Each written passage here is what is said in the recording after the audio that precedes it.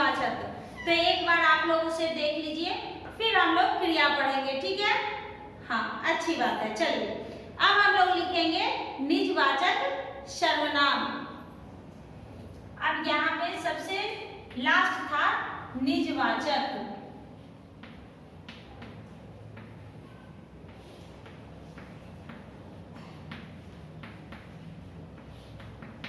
निजवाचक सर्वनाम, इसमें क्या है? जो सर्वनाम कर्ता के अपनेपन का बोध कराता है, काम करने वाले का अपनेपन का बोध कराता है, खुद के लिए जो काम किया जाता है उसे निजवाचक सर्वनाम कहते हैं। ठीक है, खुद के लिए। कर्ता कौन होता है? करने वाला, जो काम करता हो। अब जैसे मैं कर रही हूं, तो मैं कौन हुई? कर्ता। तो खुद के लिए, तो जो सर्वनाम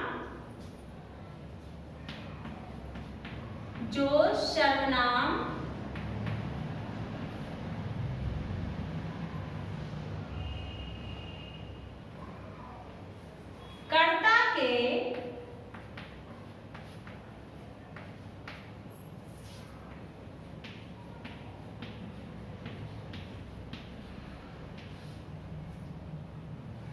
अपनेपन का बोध कराता है,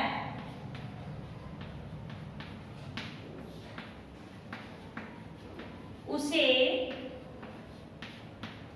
निजवाचक सर्वनाम कहते हैं।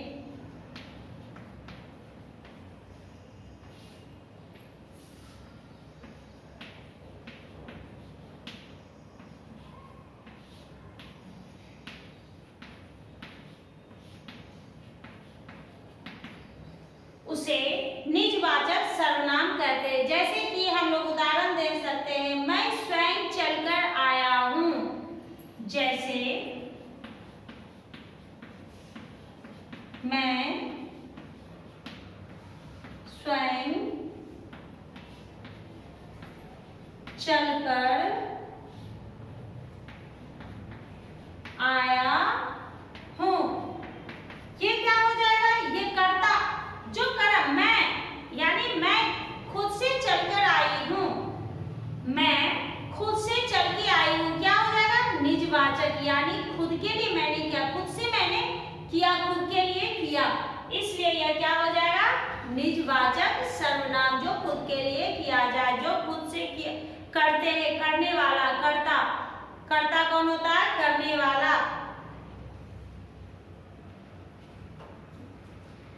समझ गए बच्चों? अब मैं इसे मिटा रही हूं। अब हम लोग क्रिया पढ़ेंगे। क्या पढ़ेंगे? क्रिया। क्रिया क्या है? आप लोग जानते हो कि जो काम करता है उसे क्रिया कहते हैं। किसी काम के होने अथवा करने का बोध, किसी काम के होने या करने का बोध कराने वाले पद को क्रिया कहते हैं। किसी काम के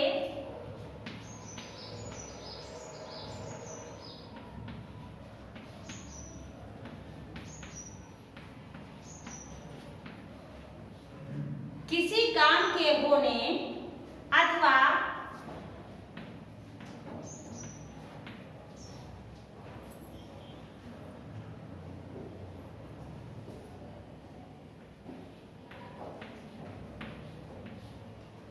किसी काम के होने अथवा करने के, किसी काम के होने अथवा करने का बोध कराने वाले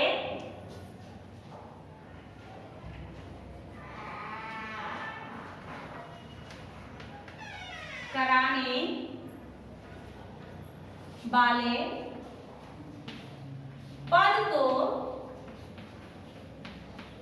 क्रिया कहते हैं। क्या कहते हैं? क्रिया कहते हैं।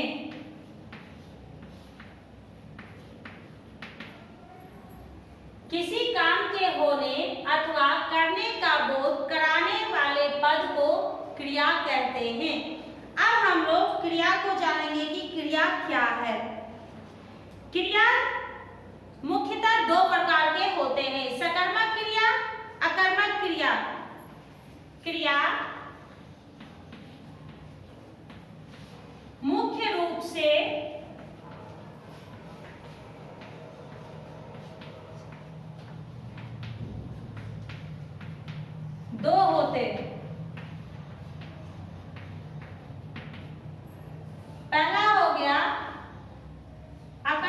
क्रिया।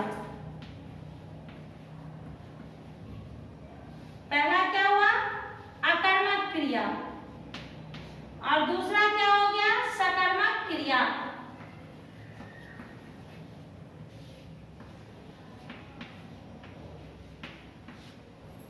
पहला हो गया अकर्मक क्रिया और दूसरा हो गया सकर्मक क्रिया। अब हम लोग आगे जानेंगे कि अकर्मक क्रिया क्या है और सकर्मक क्रिया क्या है। ये आप लोगों को अच्छे से पढ़ना है, ध्यान में रखना है, क्योंकि ये अभी से लेके आपको 10th तक काम देगा। ठीक है, चलिए अब हम लोग पढ़ाएंगे अकर्मक क्रिया। पहले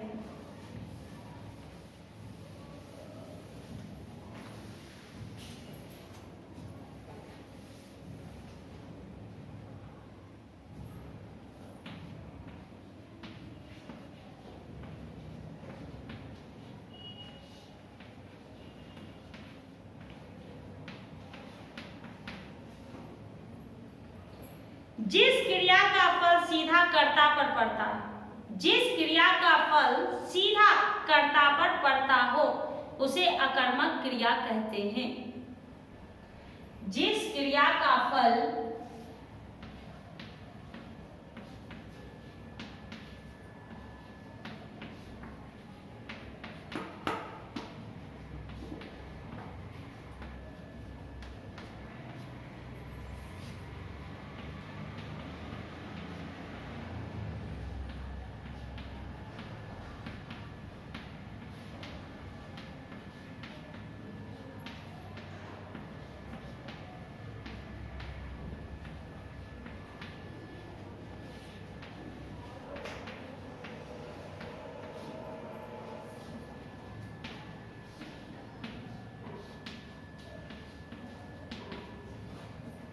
जिस क्रिया का फल सीधा कर्ता पर पड़ता हो उसे अकर्मक क्रिया कहते हैं।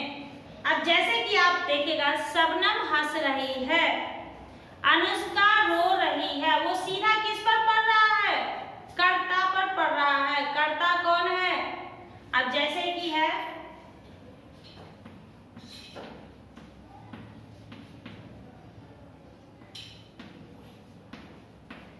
सीता रो रही है। अब इसमें क्रिया क्या है? रोना। रोने का काम चल रहा है, तो क्रिया क्या हो गया? रोना।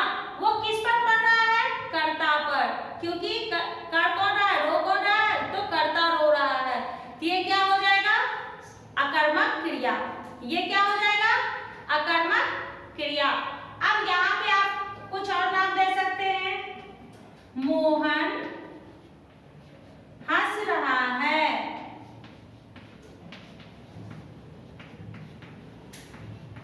ये क्या हो जाएगा? ये भी आपका अकर्मक क्रिया कहलाएगा। ठीक है, समझ गए अकर्मक क्रिया क्या है? यानी कि जिस क्रिया का फल सीधा कर्ता पर पड़ता हो, क्रिया क्या है? रोना, और इसका फल किस पर पड़ रहा है? कर्ता पर पड़ रहा है। तो ये क्या हो गया? आपका अकर्मक क्रिया। ठीक है, अब इसमें हंसना क्या है? क्रिया है, वो कर रहा है कि कौन सा काम कर रहा है? हंसने का काम कर रहा है, इसलिए ये जो है ये क्रिया है। इसका फल किस पे पड़ रहा है? इसका फल मोहन पे पड़ रहा है, इसलिए। और मोहन कौन है? कर्ता, क्योंकि मोहन ही हंस रहा है, कोई दूसरा नहीं हंस रहा है। कौन हंस रहा है? मोहन हंस रहा है, इसलिए ये अकर्मक क्रिया कहलाता है। ठीक है, समझ गए? अब हम लोग पढ़ेंगे सकर्मक क्रिया।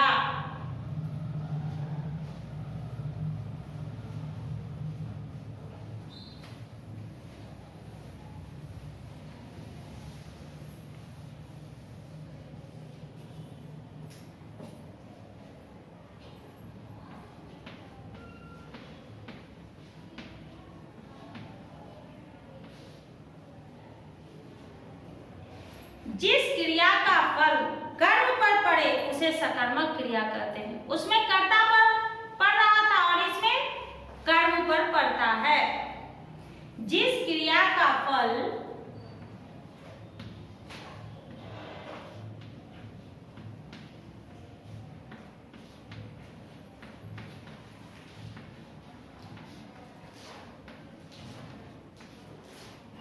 जिस क्रिया का फल कर्म पर पड़े उसे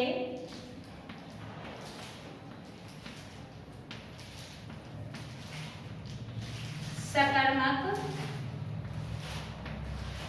क्रिया कहते हैं। अब इसमें हम लोग कुछ भी दे सकते हैं, जैसे पुलिस ने चोर को पीटा, पुलिस ने चोर को पीटा।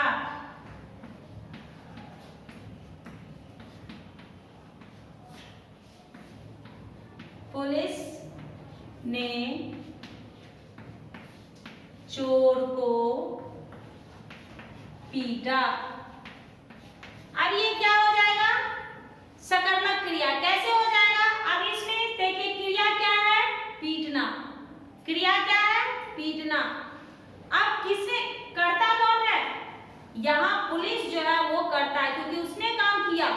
क्या काम किया? चोर को पीटने का काम किया। पुलिस ने चोर को पीटने का काम किया, इसलिए यह क्या हो जाएगा? सकर्मक क्रिया। फल किस पर पड़ रहा है? चोर पर। क्यों? क्योंकि वो बेचारा मार खा रहा है। मार कौन खा रहा है? चोर मार खा रहा है, इसलिए फल किस पर पड़ा? चोर पर पड़ा। तो ये कौन सी क्रिया हो जाएगी? सकर्मक क्रिया। इसी में आप लोगों को और भी है, एक कर्मक क्रिया, एक कर्मक क्रिया, द्विकर्मक क्रिया। उतना भी नहीं पढ़ना है, फिर भी मैं एक बार आप लोग को बता देती हूँ कि 8वीं कक्षा में आप लोग को अकर्मक क्रिया, सकर्मक क्रिया, लेकिन जब आगे जाएंगे तो सकर्मक क्रिया के भेद भी रहते हैं, एक कर्मक क्रिया और द्विकर्मक क्रिया। अब एक कर्मक क्रिया में क्या होता है? जिस कार्य का एक कर्म हो, जिस कार्य का एक कर्म हो उसे एक कर्मक क्रिया। जैसे मैंने साइकिल चलाई, जैसे मैंने साइकिल चलाई, तो इसमें एक कर्म है, इसमें एक ही कर्म है, साइकिल। मैंने साइकिल चलाई। चलाना क्या है? क्रिया है। साइकिल यहाँ क्या हो गया? कर्म हो गया, क्योंकि कर्ता कौन है? मैं जो है वो करता है, क्योंकि मैंने साइकिल चलाई, मैं क्या हो गया? कर्ता। कर्म क्या है? साइकिल। चलाना क्या है? क्रिया। तो हो गया एक कर्मक क्रिया। अब द्विकर्मक क्रिया, जिस क्रिया में दो कर्म हो उसे द्विकर्मक क्रिया कहते हैं। जैसे रुबीना ने श्याम को पुस्तक दी, रुबीना ने श्याम को पुस्तक दी। यहाँ दो नाम आया, दो नाम आया, यानी कि ये क्या हो गया? आपका द्विकर्मक। यहाँ पर द्विकर्मक क्रिया कहलाएगा।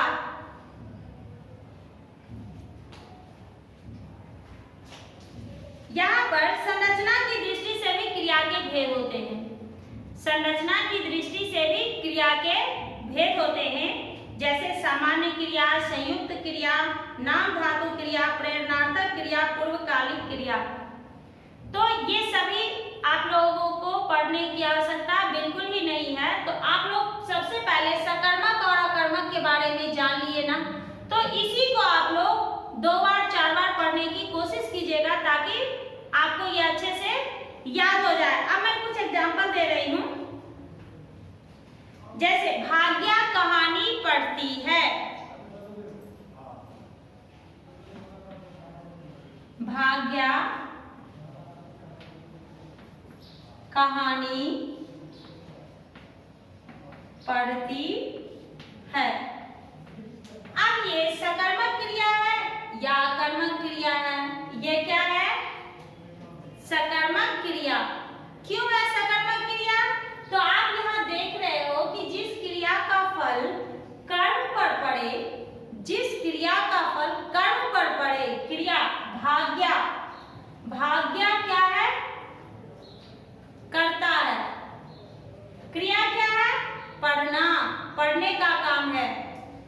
कर्म क्या है? कहानी। वो क्या काम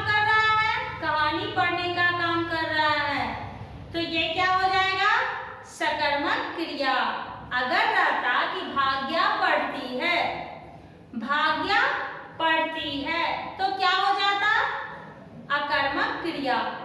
वही यहाँ पर है, भाग्या कहानी पढ़ती है तो सकर्मक क्रिया हो गया। फिर माँ खाना बनाती है, माँ बनाती है, माँ बनाती है, क्या बनाती है नहीं मालूम, बस माँ बनाती है, तो क्या हो जाएगा? अकर्मक क्रिया। माँ खाना बनाती है तो हो जाएगा सकर्मक क्रिया। बच्चे तैर रहे हैं, क्या हो जाएगा? बच्चे तैर रहे हैं तो अकर्मक क्रिया। बच्चे पानी में तैर रहे हैं, या फिर बच्चे तालाब में तैर रहे हैं, तो वो क्या हो जाएगा आपका? सकर्मक क्रिया।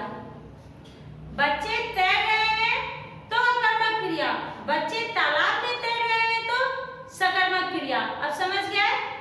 शायद अब आप लोग समझ गए होंगे। तो अब मैं आप लोगों को बता रही हूँ कि इसे आप लोग रफ बुक में लिख करके पढ़िएगा। अभी क्लास वर्क में मैं पहले से ही बोल रही हूँ कि ग्रामर का कोई भी पार्ट अभी आप लोग क्लास वर्क में नहीं लिखोगे। जब आपकी अध्यापिका जी बोलेंगे लिखने के लिए तभी आप लोग लिखिएगा। क्लास वर्क जिस तरह से बोलेंगे मेंटेन करने, आप वैसे ही जिस तरह से टीचर निर्देश देंगे आपको उसी तरह से फॉलो करना है। ये नहीं जो अपने मन से कुछ भी लिख दिए, नहीं, सबका क्लास वर्क एक जैसा दिखना चाहिए, ठीक ना?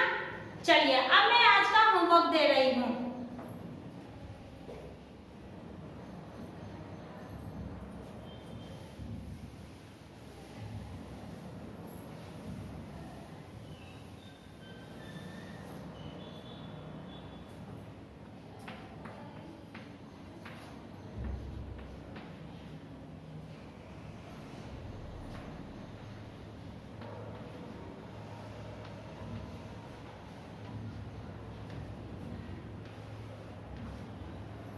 ठीक है बच्चों, आप पूरा लिख लीजिएगा, लिख करके फिर याद कीजिएगा, ठीक है? फिर हम लोग अगली कक्षा में जब मिलेंगे तो आप लोग को काल पढ़ाएंगे, क्योंकि क्रिया हो गया, संज्ञा हो गया, सर्वनाम हो गया, तो विशेषण के बारे में भी जानकारी दे देंगे। उसके बाद काल पढ़ाएंगे, काल के बाद फिर हम लोग संधि और समास पढ़ाएंगे, ठीक है? ठीक है बच्चों, अब हम लोग अगली कक्षा में मिलेंगे। धन्यवाद बच्चों।